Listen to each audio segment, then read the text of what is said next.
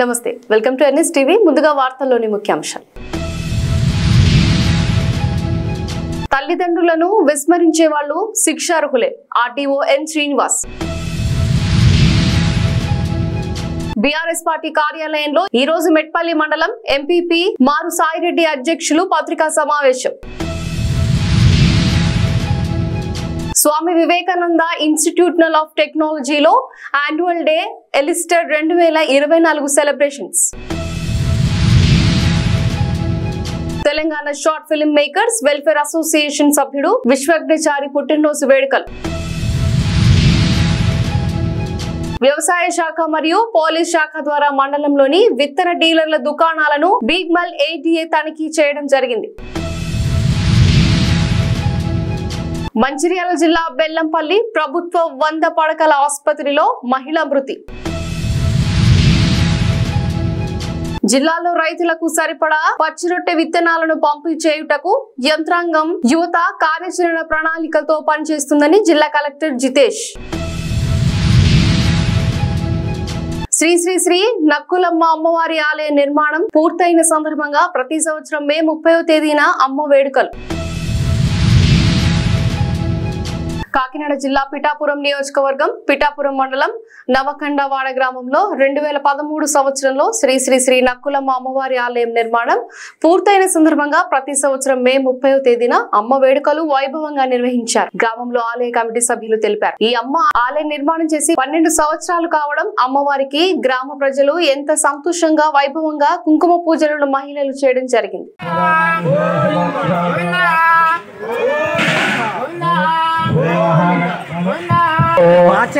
అందరూ కూడా రావాలి. ఈసారి కొబ్బరికాయ, అక్షతలు, పసుపు. శ్రీ మహాగణాధిపతి నమో నమః. విఘ్నేశ్వర విఘ్నధారకారి నిర్విఘ్నగా చాలా విశేషమైనటువంటి రోజు.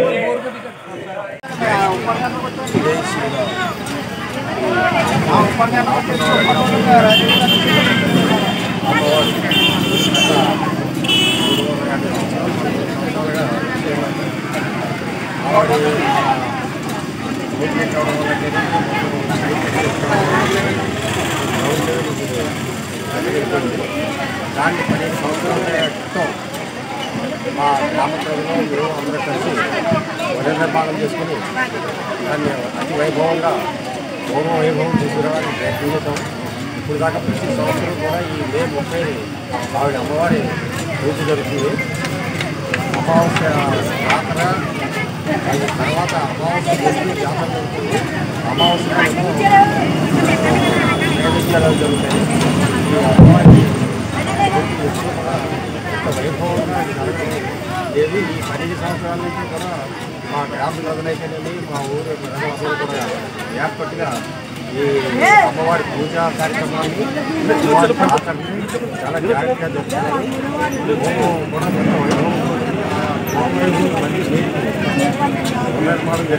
జగిత్యాల జిల్లా మెట్పల్లి పట్టణంలో ఆర్టీఓ కార్యాలయంలోని వయోవృద్ధులైన తల్లిదండ్రుల సంరక్షణ భద్రత కల్పించాల్సిన బాధ్యత పిల్లలదేనని, వారిని విస్మరించేవారు శిక్షార్హులే అని మెట్పల్లి ఆర్టీఓ ఎన్ శ్రీనివాస్ అన్నారు. ఈరోజు మార్చి ఏప్రిల్కు 2024కు సంబంధించినటువంటి త్రైమాసిక పత్రికను ఆవిష్కరించడం జరిగింది. అదేవిధంగా యాక్చువల్గా దీంట్లో సీనియర్ సిటిజన్స్లో జిల్లాలో హరి అశోక్ గారు చాలా రెగ్యులర్గా, అంటే వీళ్ళ టీం హరి అశోక్ గారు మరియు రెడ్డి గారు అధ్యక్షుల గారి ఆధ్వర్యంలో రెగ్యులర్గా వీళ్ళు కేసెస్ ఎక్కడ ఎన్ని కేసెస్ ఉన్నాయి, ఎన్ని ఫాలో చేస్తున్నటువంటి వాళ్ళు నిరంతరం కృషి చేస్తున్నారు. వాళ్ళ టీం కూడా దాన్ని రిజాల్వ్ కొరకు. అదేవిధంగా మేము కూడా యాక్చువల్గా అంటే వృద్ధులు అంటే ఏంటనే తల్లిదండ్రుల బాధ్యత అనే, తల్లిదండ్రులు పిల్లల్ని కని పెంచి ఎంతో కష్టపడి పెంచుతుంది. పెద్ద పెరిగిన తర్వాత నైతిక బాధ్యత వాళ్ళ యొక్క బాధ్యత. పిల్లలు తల్లిదండ్రుల్ని సర్టెన్ ఏజ్ వచ్చిన తర్వాత వాళ్ళని కాపాడవలసిన, కంటికి రెప్పలా కాపాడుకోవాల్సినటువంటి బాధ్యత ప్రతి పిల్లలకు ఉంది. ప్రతి పిల్లలకి తల్లిదండ్రులు చూసుకునే బాధ్యత ఉంది. ఈ బాధ్యతను విస్మరించకూడదు దయచేసి. అయితే దీంట్లో భాగంగా ఎవరైనా అంటే నిజంగానే కొంతమంది నిరాశ్రయులు, కొంతమంది నిరాదరణకు గురవుతున్నారు. వాళ్ళు ఎవరైనా ఉన్నట్టుంటే, అటువంటి వాళ్ళు ఎవరైనా ఉంటుంటే అంటే ఆడియో దగ్గర అంటే మా దగ్గర అటువంటి వాళ్ళు ఏమైనా ఉంటే దరఖాస్తు చేసుకోగలరు. ఎంపీపీ మారు సాయిరెడ్డి గారు మాట్లాడుతూ నిన్న కాంగ్రెస్ పార్టీ చేసిన ఆరోపణలు ఖండిస్తూ 5 సార్లు నియోజకవర్గ ప్రజలు ఎమ్మెల్యేలుగా కల్వకుంట్ల విద్యాసాగర్ రావు గారిని, చివరి ఎన్నికల్లో సంజయ్ గారిని ఎన్నుకున్నారని పూర్తి మద్దతు తెలిపారని, నియోజకవర్గంలో అత్యధిక అభివృద్ధి జరిగిందని, కానీ కాంగ్రెస్ పార్టీ నాయకులకు కనుబడుట లేదని, అవినీతిని ఎక్కడ జరిగిందో నిరూపణ జరపాలని, లేదంటే నియోజకవర్గ ప్రజలకు క్షమాపణ చెప్పాలని డిమాండ్ చేశారు. జువాడి కృష్ణారావు గారు కొట్లలో ప్రెస్ మీట్ పెట్టి మా గౌరవ శాసనసభ్యులు శ్రీ కల్వకుంట్ల డాక్టర్ సంజయ్ గారిని చర్చకు సిద్ధమా అవినీతిపై అన్నాడు. వాస్తవాన్ని ఇక్కడ ఏదైతే కొట్ల నియోజకవర్గ ప్రజలందరూ కూడా గ్రహిస్తున్నారు. వాస్తవంగా మా కల్వకుంట్ల సంజయ్ గారు గత 20 సంవత్సరాలుగా ఇక్కడ ఎన్నో వైద్య శిబిరాలు ఏర్పాటు చేసి, అదేవిధంగా కరోనా టైంలో విద్యార్థులందరికీ కూడా కరోనా టీకా ఇప్పించి, అదే పద్ధతిలో ఎంప్లాయ్మెంట్ ఇవ్వాలనే ఉద్దేశం ద్వారా ఇక్కడ ఒక ప్రీ కోచింగ్ సెంటర్ని ఏర్పాటు చేసినటువంటి ఘనత మా సంజయ్ గారికి ఉంది. ఎందుకంటే ఆషామాషిగా పారాషూట్ లేక మీరు వచ్చి ఎలక్షన్లు రావడం, ఎలక్షన్లు ఓడిపోగానే తట్టాబుట్ట ఎదుర్కొని వెళ్ళిపోవడం జరిగింది. కానీ ఇప్పుడు మీరు ఎందుకున్నారు అంటే ఇక్కడ అధికారం వచ్చిందనే ఉద్దేశం ద్వారా ఇక్కడ తిష్ట వేసి కలెక్షన్లను రాబట్టుకోవడానికి కోసం ఇక్కడ మీరు చేస్తున్నటువంటి అరాచకం అందరికీ తెలిసిన విషయమే. దయచేసి మీరు కృష్ణారావు గారు చర్చకు సిద్ధమా అని చెప్పంటే మా గౌరవ శాసనసభ్యులు సంజయ్ గారు మీకు ఏ విధంగా అనుకుంటే మీరు దానికి సరిపోరు. మీ గౌరవ ముఖ్యమంత్రి రేవంత్ రెడ్డి గారు అయితే మా సంజయ్ గారు వచ్చి చర్చకు వస్తారు తప్ప, మీకు చర్చకు రావాలంటే మా గ్రామ స్థాయిలో ఉన్నటువంటి గ్రామ ప్రెసిడెంటే మీకు సరిపోతాడు. ఎవరు అవినీతి పరులు కారో దయచేసి మీరు అర్థం చేసుకోగలరు. మా శాసనసభ్యులు ఎవరైతే మాజీ శాసనసభ్యులు ఉన్నటువంటి మా కల్వకుంట్ల విద్యాసాగరరావు గారు అతనికి వయసు 20 సంవత్సరాలుగా ఉన్నప్పటి నుంచి కష్టపడే తత్వం, అదేవిధంగా కాంట్రాక్టు వ్యవస్థని నడిపిస్తూ, అదేవిధంగా కాంట్రాక్టుతో డెవలప్ అయి అప్పుడు గౌరవ ముఖ్యమంత్రి మన నారా చంద్రబాబు నాయుడు గారు అతన్ని గుర్తించి ఆ రోజు 1998లో ఎక్కడైతే అప్పుడు టికెట్ ఇవ్వడం, స్వల్ప ఓట్ల మెజార్టీతో ఓడిపోయినా నిత్యం ప్రజలతో ఉంటూ ప్రజల కష్టసుఖాల్లో పాలు పంచుకుంటేనే ఈరోజు 5 సార్లు గెలవడం జరిగింది. దయచేసి మీరు అర్థం చేసుకోవాలా. మీరు ఆర్థికంగా ఫస్ట్ నుంచి కూడా కేసీఆర్ కన్నా ఉన్నోళ్ళు కావచ్చు, నేను కాదంటలేను. కానీ వాళ్ళు తక్కువ, వీళ్ళు ఎక్కువ, వీళ్ళు అవినీతి పరంగా చేసిరని చెప్పంటారు. దేనికైనా మేమే కాదు, మా గ్రామ స్థాయిలో ఉన్నటువంటి మా గ్రామ ప్రెసిడెంటే మీకు చర్చకు వస్తాడు. మీకు చర్చకు వచ్చి ప్రతి జవాబుని కూడా మీకు ఇస్తాడని చెప్పి కోరుతున్నాం. జై తెలంగాణ. స్వామి వివేకానంద ఇన్స్టిట్యూట్ ఆఫ్ టెక్నాలజీలో యాన్యువల్ డే ఎలిస్టర్ 2024 సెలబ్రేషన్స్ ఘనంగా నిర్వహించారు. ఈ యాన్యువల్ డే సంబరాలలో స్టూడెంట్స్ ఎంతో ఉత్సాహంగా నృత్యాలు, ఆటపాటలతో ఆనందంలో మునిగి తేలియాడారు. ఈ కార్యక్రమానికి ముఖ్య అతిథిగా శ్రీ ఎన్ ఉత్తమ్ కుమార్ రెడ్డి పాల్గొన్నారు.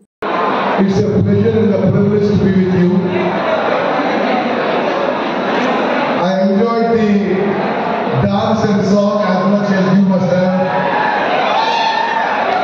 So I won't take much time for your annual day celebrations. I also wish to convey my greetings to the parents who are here. It is indeed an honor and a privilege to be at this annual day celebration of your engineering college. This function, Elixir 2024. It's really a great thing that in 1893, more than 150 years ago, Swami Vivekananda addressed a speech from this ground. And for this college to be named after Swami Vivekananda, and for all of you to be students of this college, I think it's a great occasion. Telangana short film makers welfare association సభ్యుడు విశ్వజ్ఞచారి పుట్టినరోజు వేడుకలు శ్రీ బడుగుల దేవేందర్ రెడ్డి ఆధ్వర్యంలో స్థానిక స్వర్ణకార సంఘం భవన కరీంనగర్ లో ఘనంగా నిర్వహించారు. ఈ కార్యక్రమంలో పలువురు కళాకారులు శుభాకాంక్షలు తెలియజేసి శ్రీ చారి గారిని ఆశీర్వదించారు. మంది కూడా ఇక్కడికి వచ్చి హాజరై ఆయనకు ఆశీర్వదించిళ్ళు, ఆయనకు శుభాకాంక్షలు తెలిపిళ్ళు. ఒక ఎవరు కాదు, ఏ కుటుంబంలో ఎన్ని ఫంక్షన్స్ జరిగినా అందరూ కూడా అలా వెళ్తాం. ఒక కుటుంబంలాగా, అంటే కరీంనగర్ జిల్లాలో ఒక 500 మంది షార్ట్ ఫిల్మ్ మేకర్స్ ఉన్నారు, అసోసియేషన్లో ఉన్నారు. వీళ్ళంతా కూడా ఎవరికి ఏ ఆపద వచ్చినా అండగా ఉంటున్నారు. కొందరు హాస్పిటల్లో పడ్డప్పుడు కూడా వాళ్ళకు డబ్బుల సాయం చేసిన సందర్భం కూడా ఈ సంఘ సభ్యులకు ఉన్నది, ఆ గొప్పతనం ఉన్నది. తర్వాత ఒక సభ్యుడు ఇబ్బంది పడ్డప్పుడు కూడా ప్రవీణ్ చంద్ర నాకు అతనికి 1.5 లక్ష సీఎం రిలీఫ్ ఫండ్ కూడా ఈ సంఘం ఇప్పించింది. ఇంత గొప్ప సంఘం ఇది. ఇది ఒక యూనిట్కి అందరూ కూడా ఐక్యంగా ఉండి అందరికీ ఎప్పుడు ఏ ఆపద వచ్చినా ఆదుకునే సంఘం ఇది. అదేవిధంగా సంబరాలను కూడా కలిసి వేడుకలను కూడా జరుపుకుంటుంది.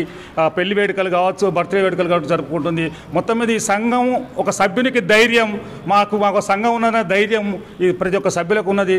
సభ్యులందరూ కూడా కలిసికట్టుగా ముందుకు సాగుతున్నారు. ఇవాళ తెలంగాణలోనే, లేకపోతే తెలంగాణ కూడా కాదు, 2 రాష్ట్రాల్లోనే కరీంనగర్ జిల్లా షార్ట్ ఫిల్మ్లకు అడ్డగా మారింది. చాలామంది ఆంధ్ర నుంచి కూడా వివిధ ప్రాంతాలు, అనంతపురం, విజయవాడ నుంచి కూడా ఇక్కడ షూటింగ్లు చేస్తున్నారంటే కరీంనగర్ గడ్డ గొప్పతనం ఏందో మనకు తెలుసు. కరీంనగర్ కళాకారుల గొప్పతనం ఏందో మనం అర్థం చేసుకోవచ్చు. మొత్తం మీద విశ్వగించారి బర్త్డే వేడుకలు చాలా బాగా జరిగినాయి. Happy birthday to you once again Chari. చాలా మరోసారి కూడా మీకు జన్మదిన శుభాకాంక్షలు. మా షార్ట్ ఫిలిం జిల్లా శాఖ, Telangana short film makers welfare association Karimnagar జిల్లా శాఖ వారు పెద్దలందరి సమక్షంలో మన షార్ట్ ఫిలిం అసోసియేషన్లో సభ్యుడైనటువంటి శ్రీ పాలోజు విశ్వజ్ఞాచారి గారి జన్మదిన వేడుకలకు ఇంతమంది హాజరై, మన కళాకుటుంబం నుంచి హాజరై తనకు బర్త్డే విషెస్ చెప్పినందుకు మేము చాలా గర్వపడుతున్నాం. ఎవరిదైనా ఏ కార్యక్రమమైనా కూడా ఇలాగే చేయడం జరుగుతుంది. షార్ట్ ఫిలిం అంటే ఇందులో ఉన్న సభ్యులు అందరూ కలిస్తేనే ఒక కుటుంబం. దాదాపుగా ఇప్పుడు సార్ చెప్పినట్టుగా ఒక 500 మంది ఇందులో షార్ట్ ఫిలిం అసోసియేషన్లో మెంబర్స్గా ఉన్నారు. ఈరోజు తనకింత ఘనంగా జన్మదినోత్సవ వేడుకలకు విచ్చేసి శుభాకాంక్ష తెలియజేసినందుకు కూడా మేము చాలా గర్వపడుతున్నాం. ప్రతి కళాకారుడు కూడా మేము గౌరవించదగ్గటువంటి కార్యక్రమం ఇది. ఇంకా ముందు ఇంకెన్నో కార్యక్రమాలు మా రాష్ట్ర అధ్యక్షులు గారి ఆధ్వర్యంలో మేమందరం కూడా చేయాలని, చేస్తుంటామని మీ అందరికీ కూడా సవినయంగా మనవి చేస్తున్నాం. వేల్పూర్ మండలంలో వ్యవసాయ శాఖ మరియు పోలీస్ శాఖ ద్వారా మండలంలోని విత్తన డీలర్ల దుకాణాలను భీమల ATA తనిఖీలు చేయడం జరిగింది. విత్తన దుకాణంలో గుర్తింపు పొందిన విత్తన కంపెనీల నుండి మాత్రమే విత్తనాలు తీసుకొచ్చి రైతులకు అమ్మాలని, సీడు కొనుగోలు చేసిన ప్రతి రైతుకు బిల్లు తప్పనిసరిగా ఇవ్వాలని ఏవో గారు సూచించారు.